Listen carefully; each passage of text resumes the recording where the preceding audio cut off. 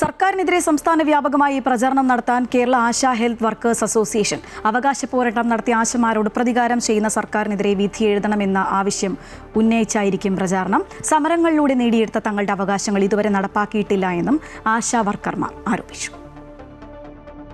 നിലമ്പൂർ ഉപതെരഞ്ഞെടുപ്പിൽ ഭരണമുന്നണി പ്രതിനിധിക്ക് വോട്ട് നൽകരുത് എന്ന നിലപാട് ആശാ വർക്കർമാർ സ്വീകരിച്ചിരുന്നു.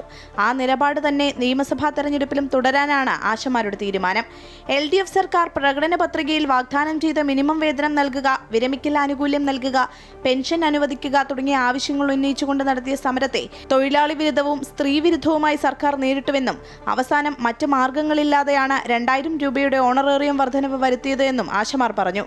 എന്നാൽ വിരമിക്കൽ ആനുകൂല്യം സംബന്ധിച്ച് ഇതുവരെ യാതൊരു വിവരവും സർക്കാർ പറഞ്ഞിട്ടില്ല. സമരത്തിൽ പങ്കെടുത്ത ആശാ വർക്കർമാരോട് പ്രതികാര മനോഭാവത്തിൽ പെരുമാറുന്നുവെന്നും ആരോപിച്ചു.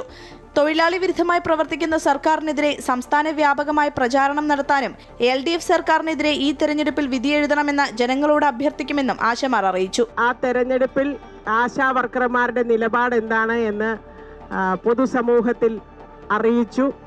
ഈ സമരത്തെ ഇത്രയും തൊഴിലാളി വിരുദ്ധമായി ക്രൂരമായി കൈകാര്യം ചെയ്യുന്ന സർക്കാരിന് പ്രതിനിധിക്ക് വോട്ട് കൊടുക്കരുത് എന്നുള്ളതായിരുന്നു ഞങ്ങളുടെ അഭ്യർത്ഥന.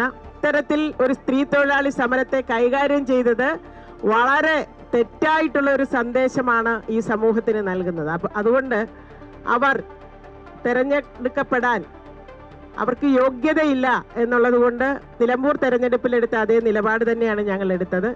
ഇപ്പോഴും ഞങ്ങൾ ഈ വരുന്ന നിയമസഭാ തെരഞ്ഞെടുപ്പിൽ അതേ നിലപാട് തന്നെയാണ് എടുക്കുന്നത്. ഓണറേറിയം വർദ്ധിപ്പിക്കുക, കുടിശ്ശികയായ ഓണറേറിയവും ഇൻസെന്റീവും ഉടൻ വിതരണം ചെയ്യുക, വിരമിക്കൽ ആനുകൂല്യവും പെൻഷനും നൽകുക അടക്കം വിവിധ ആവശ്യങ്ങൾ ഉന്നയിച്ചായിരുന്നു കഴിഞ്ഞ വർഷം ഫെബ്രുവരി 10-ന് കേരള ആശാ ഹെൽത്ത് വർക്കേഴ്സ് അസോസിയേഷന്റെ നേതൃത്വത്തിൽ ആശാ വർക്കർമാർ സമരം ആരംഭിച്ചത്.